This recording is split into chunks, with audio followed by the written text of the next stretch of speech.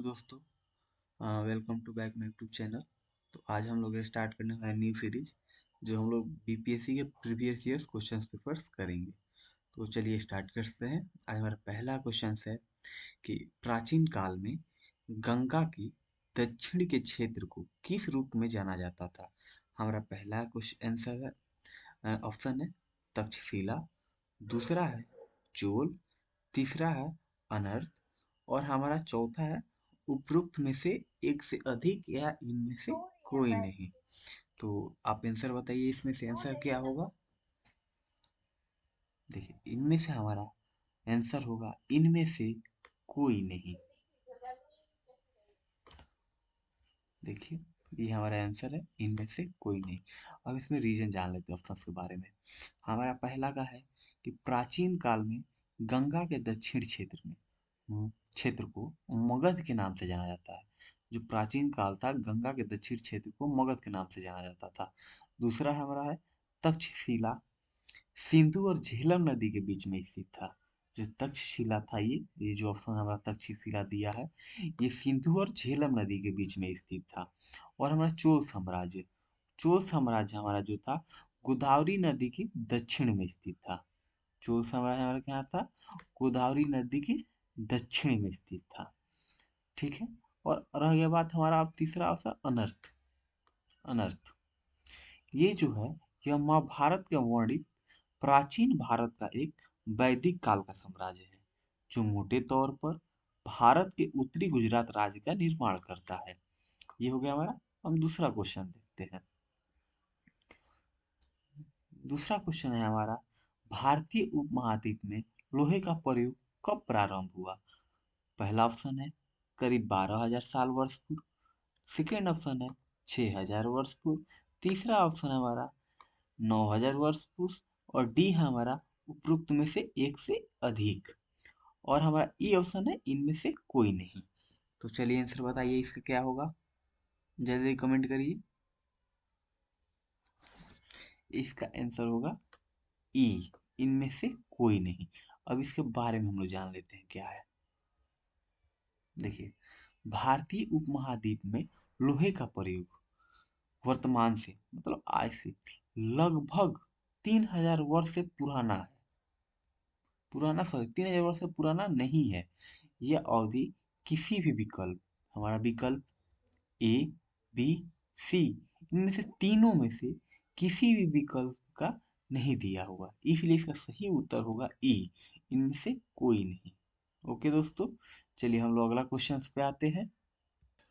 तो हमारा तीसरा क्वेश्चन है, दूसरी शताब्दी ईसा के आसपास रचित संस्कृत में शिलालेख के अनुसार सुदर्शन झील एक कृत्रिम जलाशय की मरम्मत किसके द्वारा की गई थी। इसका आंसर बताइए।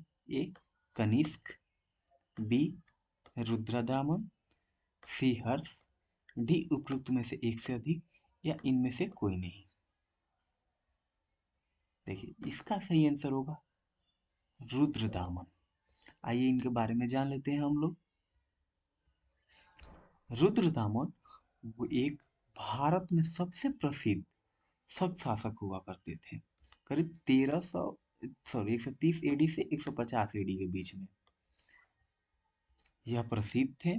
सतवाहन के खिलाफ सैन्य विजय की प्राप्त किया था। इन्होंने सौर्य राष्ट्र के शुक्ल क्षेत्रों की सिंचाई के लिए मौर्य काल की सुदर्शन झील की मरम्मत कराई। उन्होंने शुद्ध संस्कृत में अपना पहला लंब शिलालेख जारी किया था। ठीक है, आइए हम लोग चौथे क्वेश्चन पे चलते हैं। हमारा चौथा क्वेश्चन है, झांसी के पास देवगढ़ का मंदिर और इलाहाबाद के पास गढ़वा में मंदिर की मूर्तियों का विकास महत्वपूर्ण किसका अवशेष है। तो हमारा इस ऑप्शन देख लीजिए। पहला गुप्त काल का, बी राष्ट्रकूट का, सी मौर्य काल का, डी उपरोक्त में से एक से अधिक या इनमें से कोई नहीं। ऑप्शन बताइए। ये जो अवशेष है हमारा, ये गुप्त काल का अवशेष है। आंसर क्या होगा, ए गुप्त काल। आइए इसका व्याख्या हम लोग देख लेते हैं। देखिए, झांसी के पास देवगढ़ का मंदिर और इलाहाबाद के पास गढ़वा के मंदिर में मूर्तियां गुप्त काल का महत्वपूर्ण अवशेष है। ठीक है। गुप्त काल, नागर शैली, या इसी को हम लोग शिखर शैली के नाम से भी जानते हैं, वो विकसित करके गुप्त काल ने भारतीय वास्तुकला का इतिहास की शुरुआत की थी। ठीक है। उसके बाद हमारा है शिखर मंदिर, एक वैष्णव प्रतीक मंदिर वास्तुकला की सबसे विशिष्ट विशेषताओं में से एक है। इस अवधि के दौरान अपना पूर्ण विकास प्राप्त किया। कौन प्राप्त किया? गुप्त काल प्राप्त किया। उसके बाद है मंदिर की वास्तुकला, इसके गर्भगृह या मंदिर के गर्भगृह उसी कहते हैं, मंदिर के कक्ष कहते हैं, इसमें मूर्ति जी को रखा जाता है।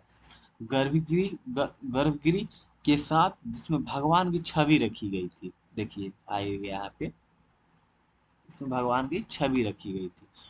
इसे गुप्तों के साथ शुरू हुई। ठीक है। आइए अब हम लोग पूरा दूसरे क्वेश्चन पे चलते हैं। ये हमारा पांचवा क्वेश्चन हो गया। निम्नलिखित में से किस लड़ाई के मुख्य विरोधियों को सही ढंग से नहीं बताया गया? तो हमारा पहला ऑप्शन है पानीपत का प्रथम युद्ध को, जिसमें बाबर और इब्राहिम लोधी के बीच में युद्ध हुआ था। दूसरा, पानीपत का दूसरी लड़ाई, जिसमें टीपू सुल्तान और मराठों के बीच में हुआ था। और हल्दी घाटी का युद्ध, जिसमें महाराणा प्रताप और अकबर के बीच में हुआ था। इसमें से हमारा डी ऑप्शन उपरोक्त में से एक से अधिक या इनमें से कोई नहीं। ऑप्शन बताइए इसका। इसका राइट ऑप्शन होगा ऑप्शन बी, पानीपत का दूसरा युद्ध। पानीपत का दूसरा युद्ध, जिसमें टीपू सुल्तान और मराठों के बीच के युद्ध को सही तरीका से नहीं बताया गया है, सही ढंग से इतिहास में नहीं बताया गया है। ये हमारा पांचवा क्वेश्चन हो गया। आइए हम छठे क्वेश्चन। हमारा छठा क्वेश्चन हो गया, दिल्ली सल्तनत के दौरान मुकदमा या चौधरी पदनाम किसके लिए इस्तेमाल किया जाता था? हमारा पहला ऑप्शन हो गया ए, राजस्व अधिकारी, बी, ग्राम लेखाकार, सी, ग्राम प्रधान, या उपयुक्त में से कोई नहीं, या एक में से अधिक। बताइए। इसका हमारा सही ऑप्शन होगा ग्राम प्रधान, जिसको हमारे बिहार में क्या कहते हैं? मुखिया। ठीक है। आइए अगला क्वेश्चन आते हैं। हमारा नेक्स्ट क्वेश्चन है तख्तात ए अकबरी, जिसे कभी कभी अबुल अफजल फजल के अकबरनामा से अधिक अविश्वसनीय माना जाता था, किसके द्वारा लिखा गया है? तो हमारा ऑप्शन हो गया ए, निजामुद्दीन अहमद, बी, अब्दुल अब्दुल हमीद लाहौरी, तीस सी हमारा गुलबदन बेगम, और डी उपरोक्त में से कोई नहीं, या इनमें से एक से अधिक। ऑप्शन बताइए। इसमें हमारा सही होगा निजामुद्दीन अहमद। ठीक है। आइए नेक्स्ट क्वेश्चन पे चलते हैं। नेक्स्ट क्वेश्चन हो गया हमारा, निम्नलिखित में से किस प्रसिद्ध शासक ने अपनी माता के नाम पर विजयनगर के पास नागालपुरम में एक उपनागरीय बस्ती की स्थापना की? चलिए बताइए। हरिहर, बुक्का, कृष्णदेवराय, या इनमें से एक से अधिक, या इनमें से कोई नहीं। राइट ऑप्शन होगा ये, कृष्णदेव राय। ठीक है। आइए नेक्स्ट क्वेश्चन पे चलते हैं। ये है, किस गुप्त शासक ने अपने बड़े भाई की हत्या कर गद्दी संभाली थी? बताइए। जी इसमें होगा समुद्रगुप्त, बी, चंद्रगुप्त, सी, स्कंदगुप्त, सी, श्रीगुप्ता। आंसर इसका होगा चंद्रगुप्त। चंद्रगुप्त ने अपने बड़े भाई की हत्या करके गद्दी संभाली थी। ठीक है। आइए नेक्स्ट क्वेश्चन पे आते हैं। नेक्स्ट और लास्ट क्वेश्चन है आज के सेशन का, कि वर्धन वंश की नींव किसने रखी? ए, राज्यवर्धन, बी, आदित्यवर्धन, सी, प्रभाकर वर्धन, डी, पुष्य पुष्यभूति, या इनमें से कोई नहीं है एक से अधिक। बताइए। इसका ऑप्शन होगा हमारा डी, पुष्यभूति। तो आज का सेशन 10 ही क्वेश्चंस रखते हैं दोस्तों। अगर आप लोग प्यार लाइक दीजिएगा तो और क्वेश्चंस बनाएंगे। ये मेरे लिए अभी पहला पहला वीडियो है, उतना आइडिया है नहीं कैसे क्या करते हैं। जैसे समझ में आया ऐसे बनाए हैं, आप लोग सपोर्ट करिए। 100% हम बोल रहे हैं कि आपको वही क्वेश्चंस मिलेगा जो 100% एग्जाम में आने वाला है। चलिए, थैंक यू।